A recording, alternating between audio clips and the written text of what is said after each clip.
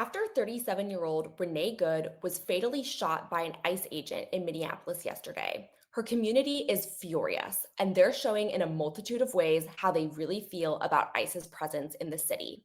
Let's get into it. Yesterday, people reacted in utter horror to viral videos flooding the internet showing an ICE agent shooting 37-year-old Renee Good. Just hours later, thousands of people took to the streets to express their anger at the federal government. Protests immediately broke out around the US, but especially in downtown Minneapolis. These are some photos from the scene posted online. You have people holding signs that show the ICE agent in question saying, "Arrest this murderer." You can see the enormous number of people who crowded the street where the incident took place.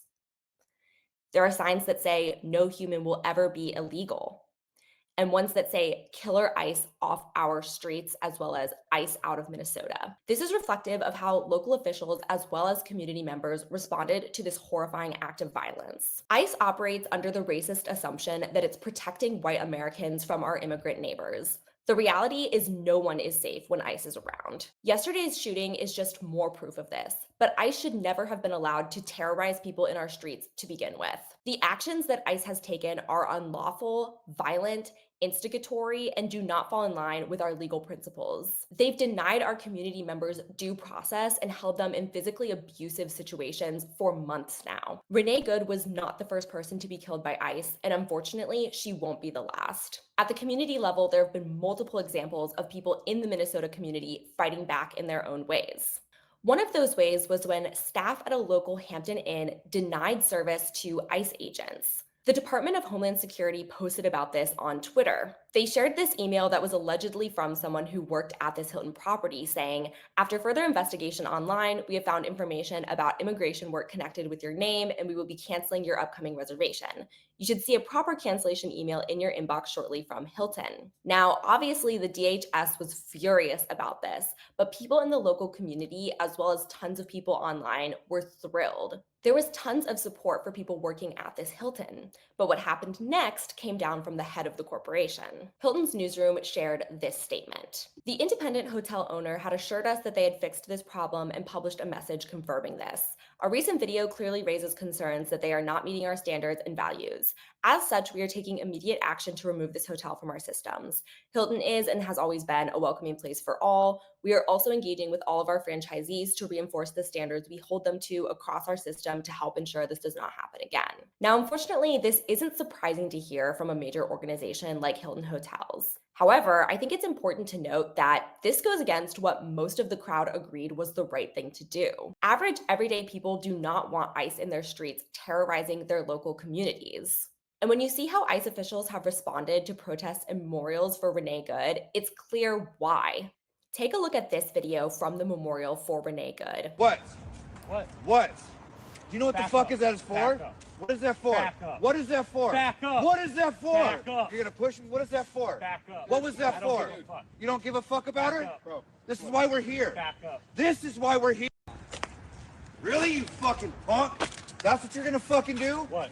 What? As you can see in this video, officials were actually kicking over candles that were placed in memorial for Renee Good. When police officials act this way toward local community members, it sows further distrust and proves exactly why people don't trust them and why they want them off their streets. Here's another example. Political commentator Aaron Rupar lives in the Minneapolis area, and he posted this morning. "Posts may be a bit more sporadic from me today as my kids are home from school because my city is being brutalized by the federal government to the extent that it's unsafe for schools to be open." And this is linked to another shocking incident between Minnesotans and Border Patrol officials that happened the same day Renee Good was shot.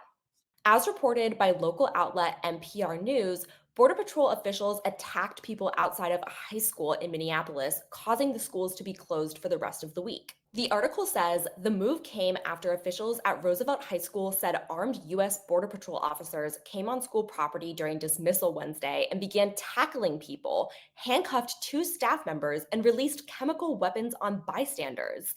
Here's a quote from someone who witnessed it. The guy, I'm telling him, like, please step off the school grounds. And this dude comes up and bumps into me and then tells me that I pushed him. And he's trying to push me and he knocked me down, a school official who spoke to NPR News on the condition of anonymity said.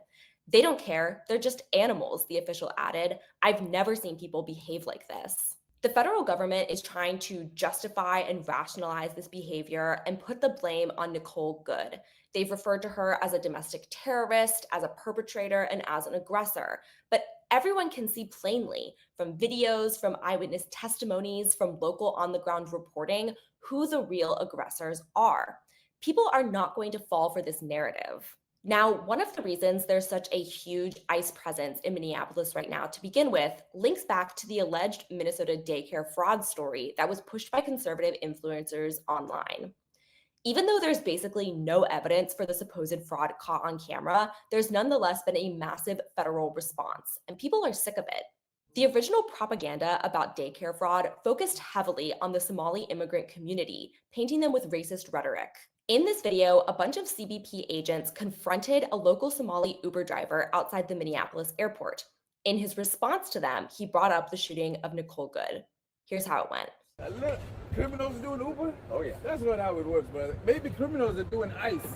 How about that? You know what I'm saying? You guys shooting at people, man. Somebody just got shot for what? Why did you guys shoot that lady? Answer me that. There's an officer today that shot a lady in the head, dude. Really? For what? I don't know why they do the head, man. You got all these stuff. You could have just got her, man. She's not gonna like fly out of the country. What a striking moment on display right here. And there's so much in this scene that paints a picture. You have one of the agents holding a GoPro camera, clearly trying to capture viral footage, which has fueled so much of this administration's racist narrative about our neighbors. But this man is not backing down. He's asking the right questions. Our local communities are not just going to stand here and let ICE brutalize and kill our neighbors. And I do have one more update that I'd like to end this story on. It shows how much strength there is coming in from people around the world in support of Renee Good and her family. This is the official GoFundMe for Renee Good's wife and son. And as you can see, they've already blown past $600,000. Their initial goal was just $50,000. But there's something even more heartwarming about this that I noticed last night. As you can see, there are over 15,000 donations, and you can see the top people who are donating. The vast majority of people who are donating to this cause are sharing small dollar amounts, think $50, $100, which goes to show that this is an authentic grassroots expression of support from everyday people. Seeing the heartbreaking videos yesterday of the aftermath of the shooting of Renee Good, seeing her wife on the ground afterwards in turmoil, those are some of the most gut-wrenching things I've seen in a while. It's such an enormously bleak thing to be seeing how ICE is tearing apart our local communities, but there is one silver lining, and that is seeing those exact same communities come together to uplift each other in this time of crisis. The message from the federal government, as well as corporations like Hilton, is clear. For now, they are continuing to stand with and enable authoritarianism. But the message from everyday people is also clear. We are not putting up with it, and Renee Good will be remembered.